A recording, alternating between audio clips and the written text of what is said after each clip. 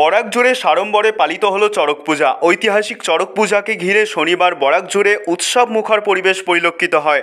শহরের বিভিন্ন স্থানে আয়োজিত চড়ক পূজা উপভোগ করতে ভক্তদের ঢল নামে শিলচর শহরেও। এদিন শহরের গুণময়ী রোড, ইন্ডিয়া ক্লাব ময়দান, কালীবাড়িচর, আশ্রম রোড, জানিগঞ্জ, শিলচর শ্মশান কালী মন্দির সহ বিভিন্ন স্থানে চড়ক পূজার আয়োজন করা হয়। সন্ন্যাসী জীবন বর্মনের নেতৃত্বে তারাপুর গুণময়ী রোড এলাকায় আয়োজিত চড়ক পূজায় বিভিন্ন ধর্মীয় ক্রীড়া অনুষ্ঠান পরিবেশন করা হয়। এদিন মন্ত্রের মাধ্যমে আগুন জ্বালানো, পিঠে বর্ষি গাঁথন সহ বিভিন্ন ক্রীড়া পরিবেশন করা হয়। উল্লেখ্য, চড়ক পূজা সনাতন ধর্মাবলম্বীদের কাছে এক গুরুত্বপূর্ণ উৎসব। দীর্ঘ এক মাস কঠিন উপবাস শেষে চৈত্রের শেষ দিনে চড়ক পূজার আয়োজন করা হয়। চড়ক পূজায় শিব, দুর্গা ও কালী সেজে শিল্পীরা নৃত্য পরিবেশন করে থাকেন। চড়ক পূজায় কলা ও সংস্কৃতির এক অপূর্ব মেলবন্ধন রয়েছে।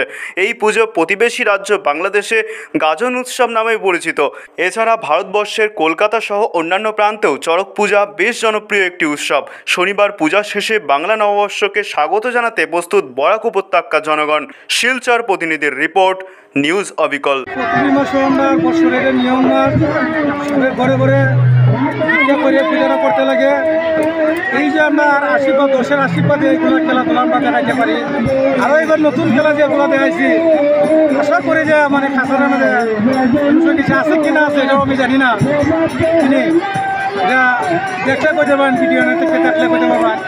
এই যে মুখেটা ডুবাইছি, চোখের মধ্যে বান মারছি, ডাক্তার বান আছে, আর বিভিন্ন ধরনের জিনিসপত্র আছে, মন্ত্রে যা আগুন জ্বালানি হয়েছে, বিভিন্ন ধরনের আছে।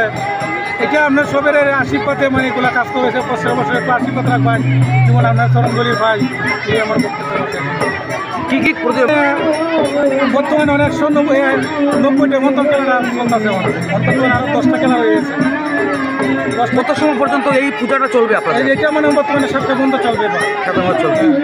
7টা পর্যন্ত চলবে।